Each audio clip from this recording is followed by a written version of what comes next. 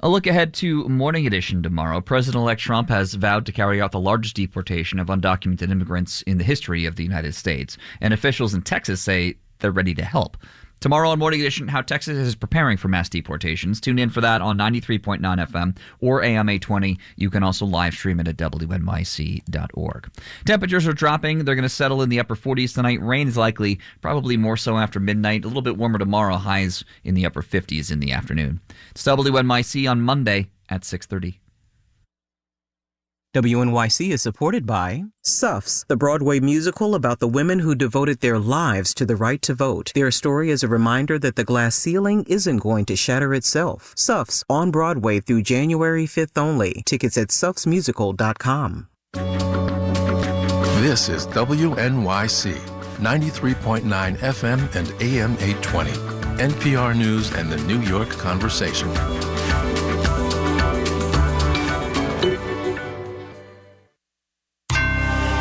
Marketplace is supported by the United States Postal Service, offering holiday postage stamps for purchase at more than 40,000 supermarkets, drugstores, office suppliers, and wholesale clubs.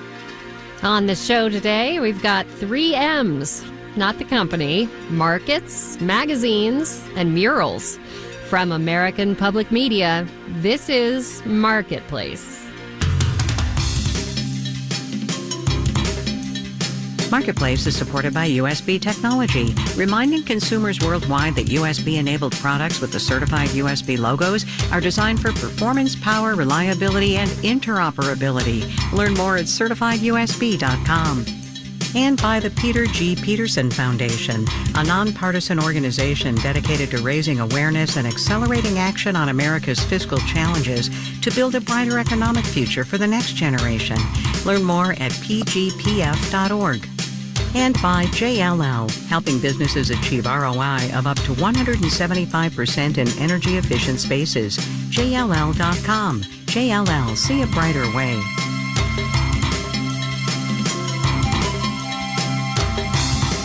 In Baltimore, I'm Amy Scott, in for Kai Ryssdal. It's Monday, November 25th. Good to have you with us.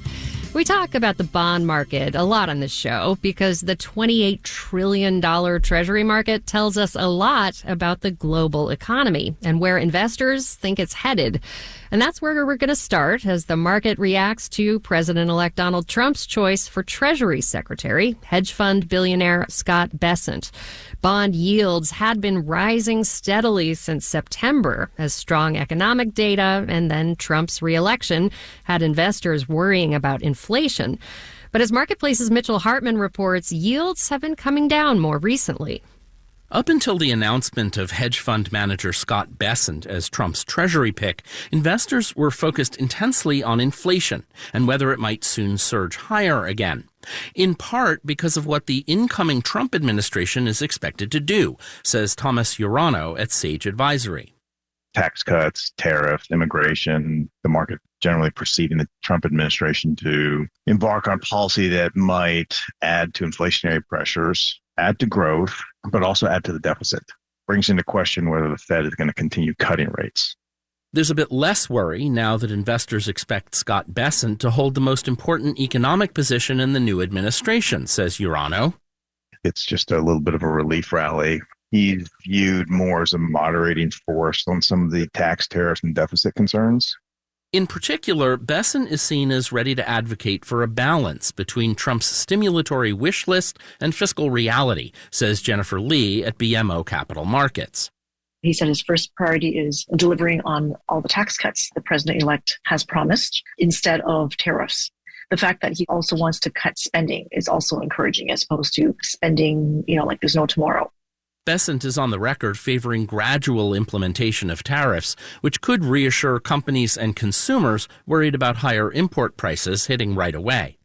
Some of the relief in markets comes simply from the fact that Bessent is a seasoned Wall Street hand at a time when the federal deficit is high and likely going higher, says Quincy Crosby at LPL Financial. The need to raise money to pay for that deficit via auctions, for example, you need to have someone highly experienced. I mean, that's something that the market was in essence demanding. But the Besant rally may not last, says Crosby. We get more inflation data later this week, and if the news isn't good, Treasury yields could shoot up again. I'm Mitchell Hartman for Marketplace. On Wall Street, you know what people say about Mondays? Yeah, not today. We'll have the details when we do the numbers.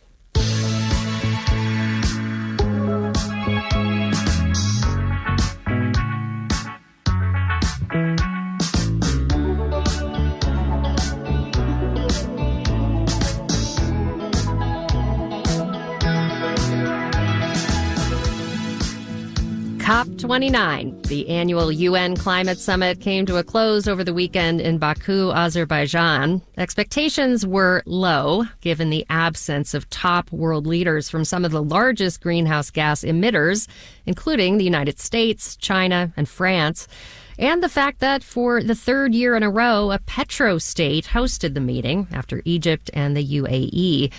In the end, there was some progress. Developed countries agreed to commit $300 billion a year to help poorer countries adapt to climate change by a decade from now. That's 3 times what wealthy countries had been contributing. But as Marketplace's Kaylee Wells reports, it's far less than experts say is needed. Developing countries and their advocates wanted to see a $1.3 trillion per year commitment. American University environment professor Dana Fisher calls this year's conference a carbon-infused nothing burger. Anybody who expected this 29th round of climate negotiations in a petrostate, theoretically to stop the climate crisis, was fooling themselves. And Fisher says it's not like there's an agreed-upon punishment if countries don't fork over their share of that money. It's green smoke and mirrors. I mean, it's just performative climate action at this point. President-elect Trump pulled the U.S. out of the Paris Climate Agreement during his first administration, and he has promised to reverse President Biden's decision to recommit to the treaty. Daniel Brissett, president of the climate nonprofit Environmental and Energy Study Institute, went to the conference and didn't come away too worried. The rest of the world has kind of been to this rodeo before and has found ways to cope. Plus, just because the federal government pulls out doesn't mean the whole country has to. One thing that was hard to miss was the sort of the state and local government, the U.S. subnational message was, we're still in. And Brissett says much of the corporate and private sector is still in, too.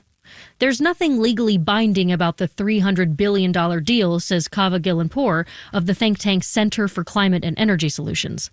But there are political and moral repercussions, and I'm pretty confident that they will deliver against that. Gillenpour was also at the conference where he says COP leaders produced a blueprint for their next meeting, which is essentially tasked with getting the incoming COP30 presidency of Brazil to think about how you do move from these billions to the wider trillions. Meaning that $1.3 trillion per year target is still on the table for next year's conference in Belém, Brazil. I'm Kaylee Wells for Marketplace. As you may have heard, we have a Marketplace podcast focused on climate change, policy, solutions, and your questions. You can find How We Survive wherever you listen to podcasts.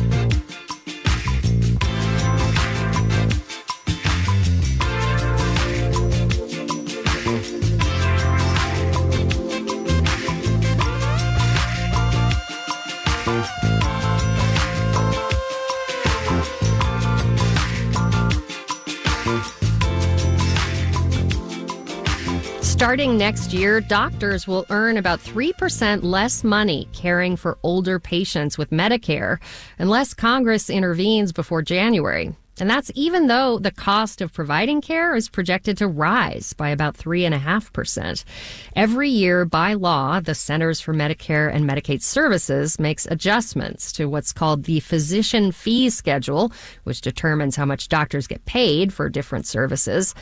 The American Medical Association and other groups representing doctors are pushing back against the cuts and say they're making the math of being in private practice increasingly difficult. Marketplace's Samantha Fields has more. Everything about running a medical practice has been getting more expensive, especially in the last few years. Staff salaries have gone up, our rent has gone up, all of our equipment. Bruce Scott is an ear, nose, and throat doctor in Louisville, Kentucky, and current president of the American Medical Association. At the same time, what Medicare has paid us has gone down.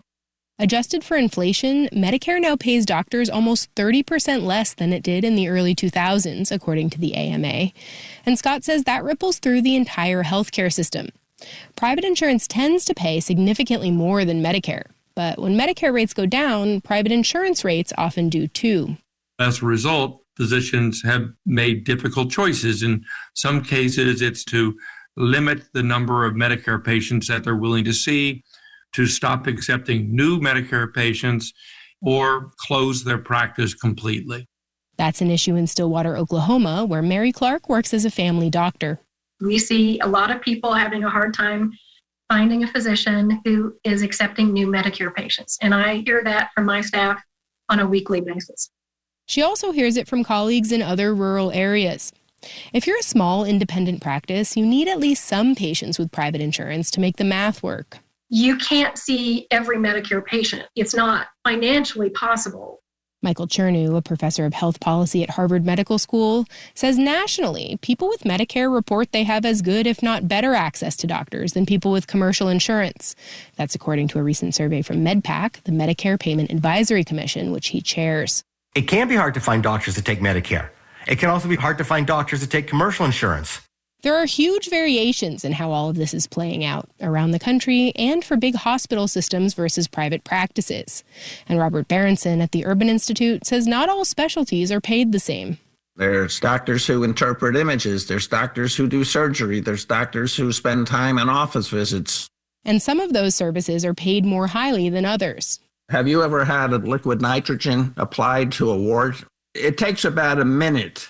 And Medicare pays dermatologists roughly $165 to do it.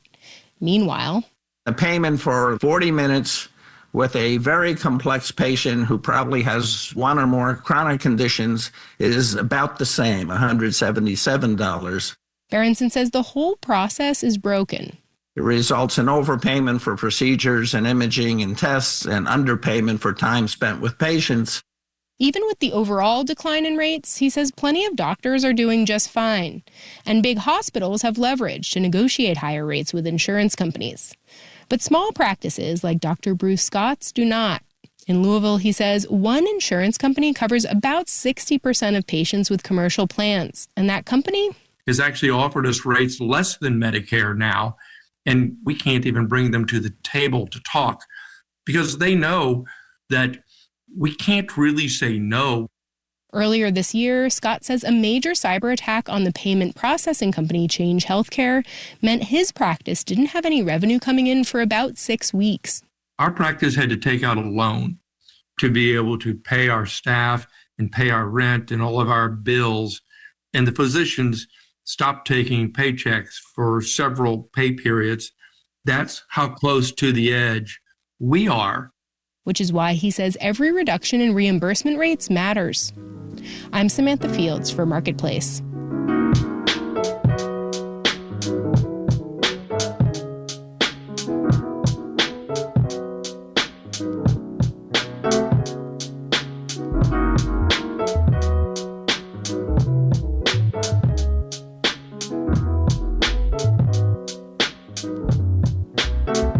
Coming up.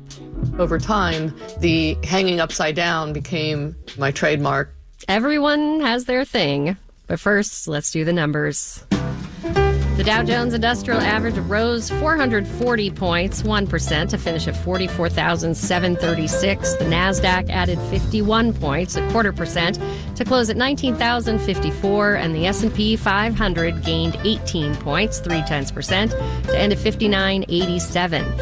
At least $132 million worth of small package delivery expenses never made it onto the books at Macy's. The retailer reported today that a lone employee intentionally made bogus accounting entries worth at least that much between the second half of 2021 and this month. It also reported that while sales are looking pretty good in the current quarter, they weren't great during the third quarter. Shares gave up 2 0.2%. Per Mitchell Hartman's story, bond prices rose. The yield on the 10-year T-note fell to 4.27%. You're listening to Marketplace.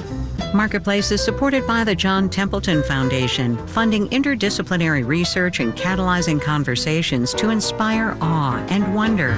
Learn more at templeton.org. And by Odoo, management software designed to unite every aspect of business into one simple platform. Odoo aims to take businesses to the next level. ODOO.com. Everything any business will ever need. And by Revenued, providing working capital for businesses whose cash flow is holding them back. Revenued approves businesses based on revenue, not credit, and funds can be approved and available in just one day. Visit getrevenued.com.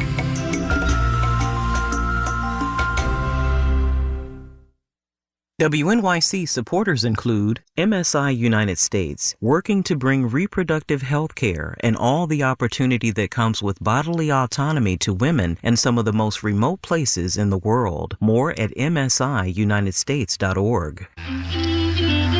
Do you have a car, truck, boat, motorcycle, or RV that is no longer of use to you? No matter what shape it's in, you can donate it to WNYC, even if it's 100 years old.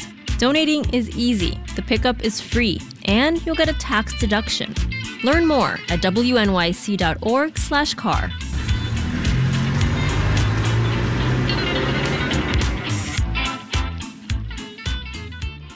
You're listening to Marketplace on WNYC. In the 7 o'clock hour of All Things Considered, the United Nations Annual Climate Conference has wrapped. The goal was to raise money to help developing nations cut climate pollution and prepare for future threats. We'll hear how it went and more at 7 o'clock. This is Marketplace. I'm Amy Scott. If you were to move, maybe to another part of town, maybe another region in the United States, where would you go? The Sun Belt gets a lot of attention for the large numbers of people relocating and buying homes in states like Arizona, Texas, and Florida. But a new survey from the National Association of Realtors shows another part of the country is getting a lot of love, too, the Midwest. Marketplace's Elizabeth Troval explains. People moving to the Midwest are coming to cities like Kansas City and Columbus, where there's been lots of development, says Jonathan Rappa with brokerage advisory service MMG REA. The confluence of factors that has really kind of seen development tick up in the Midwest. Take Columbus, Ohio, where Intel is opening up a new semiconductor plant nearby, and home sales have been strong. Sean Simpson is a real estate agent there. We're seeing a lot of people come in from those California, the DC, the New York, who are looking for a little bit more of an opportunity with a little bit more of an affordable housing aspect. He says these newcomers are also willing to move further from urban centers in exchange for other perks. To get the schools they want, the parks they want, the amenities they want. And also, a lot of them are bringing cash. Some people are also moving back to the Midwest after moving away, says Matt Christopherson with the National Association of Realtors. It was about a quarter of movers to the Midwest moved back somewhere where they previously lived. So combining that with the point that they're really driven by being close to family and friends, they're most likely moving back to their home, maybe hometown, or at least where their family lives. People have also moved away from the Midwest, but states like Ohio and Indiana have been seeing net migration gains, with affordability playing a role, says economist Ralph McLaughlin at Realtor.com. Places like Akron and St. Louis and Cleveland and Indianapolis, those are the places where you only need to make $50,000 to $70,000 to buy the median priced home. And he says those markets are likely to stay affordable since they're less constricted by geography and zoning laws that limit new construction. I'm Elizabeth Troval for Marketplace.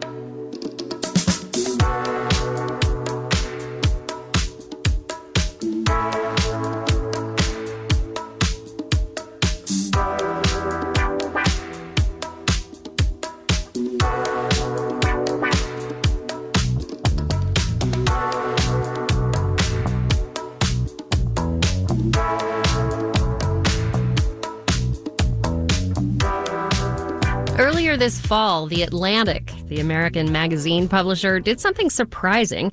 It announced plans to increase the number of print editions it puts out each year. That's right, increase from 10 magazines to 12.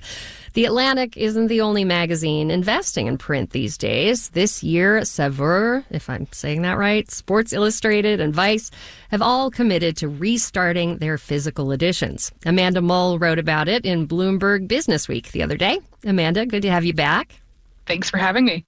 All right, so several magazines have actually restarted their print publications, and there are some newcomers. What is going on? Right. So we're probably all pretty familiar with the decline of print over the past 10, 15, 20 years. Over that period of time, a lot of longstanding publications that had started as print magazines, decades or even a century prior, had phased out their print editions and tried to funnel everybody online. In the past couple of years, some of those publications have started to think twice about that decision. Just in recently, Field & Stream, Nylon, Saveur, Sports Illustrated, Vice, all of these companies are like, well, hold on a second. Why don't we bring back a little bit of print magazine and see how it goes? And why do you think that is? Were readers clamoring for a print copy to hold in their hands again?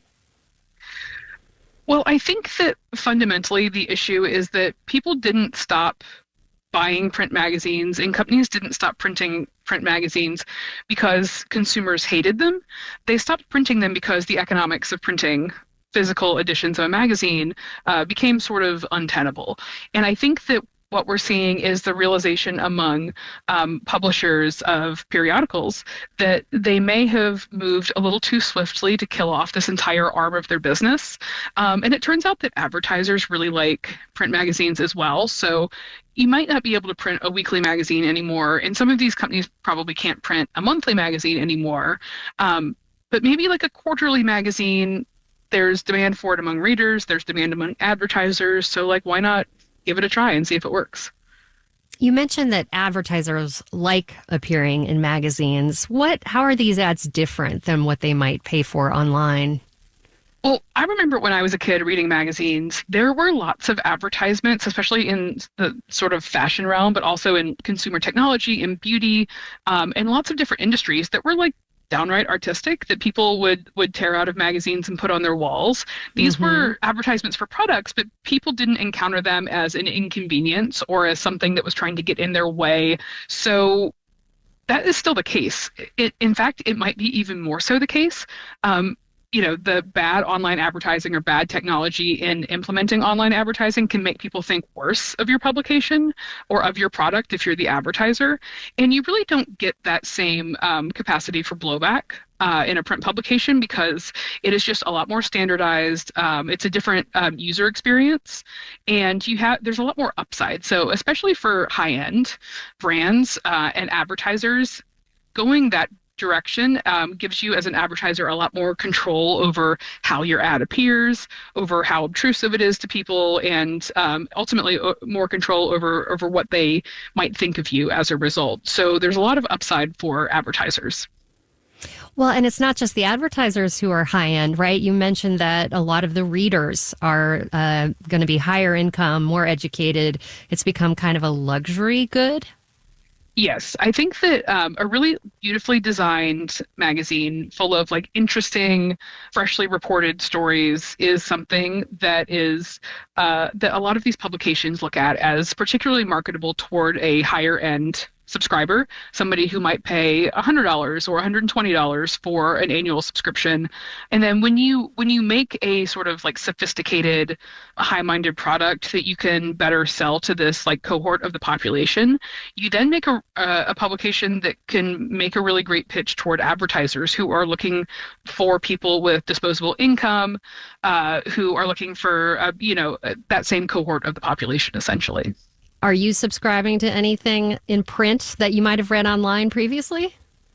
Oh, I subscribe to tons of things. My mailman is extremely busy. All right. Well, Amanda Mull, it's always good to talk to you. She writes at Bloomberg Businessweek, which has a print edition. We do. It's beautiful. Amanda, thanks so much. Thank you.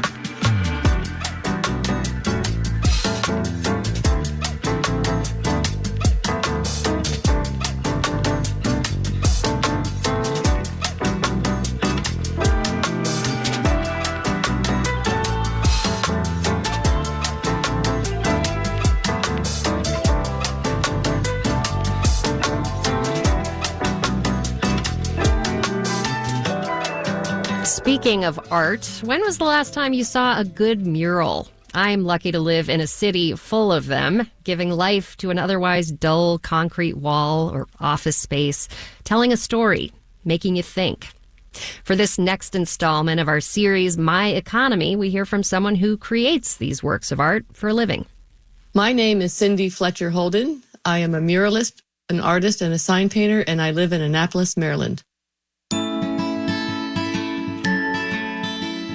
I graduated with a degree in painting, not quite sure what I was going to do with that, but so I got a job in a sign shop, and I learned the trade of hand-painted lettering and got involved right away into a full career of painting names on boats. The interesting thing then was to learn the trade of sign lettering. My employer would cut out a stencil, and I would literally go and hang upside down off the back of the boat and use the brush to form the letters. And over time, the hanging upside down became my trademark.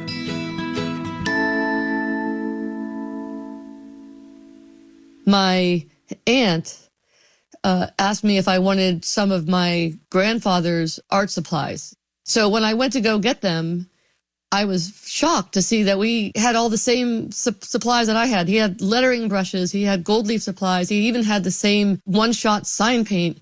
And as I went through his art supplies, I realized that we did the same thing. He did truck lettering, signs, and murals. And I did not know this until at that point. It made me realize that this whole lettering, mural painting is in my DNA.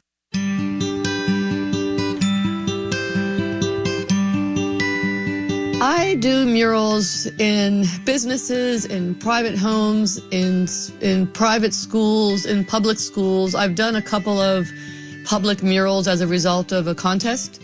They're all a challenge. Each one is different. Even some of the ones that I've done that are the same logo, they might be on a different surface. Some are outside. So each job requires a whole different attitude. Some are hot, cold, high, up in the air. I have to learn how to drive all kinds of lifts and climb scaffolding. So I love the challenge.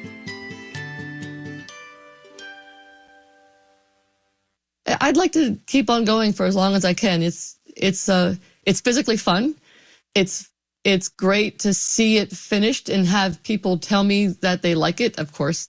So I'm very lucky. I have not had a slow down for a couple years at all, so I hope it keeps going.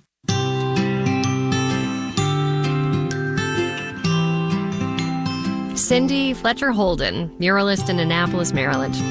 You know, we can't do this series without you. Tell us what's happening in your economy at marketplace.org/myeconomy.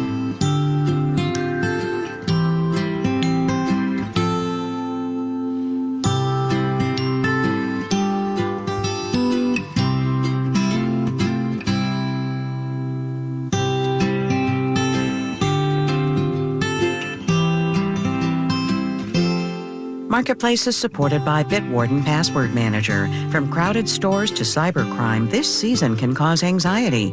Bitwarden can offer peace of mind with secure autofill for credit cards. Available at bitwarden.com.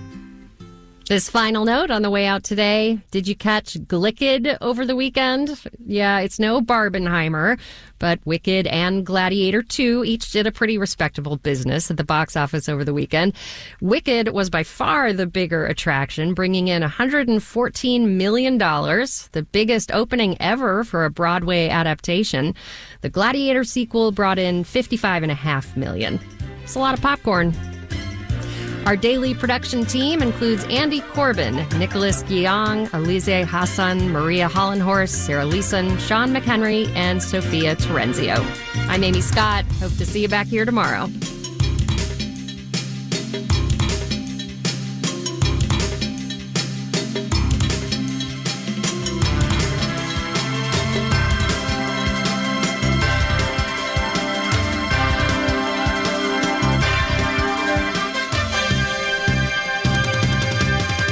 This is APM.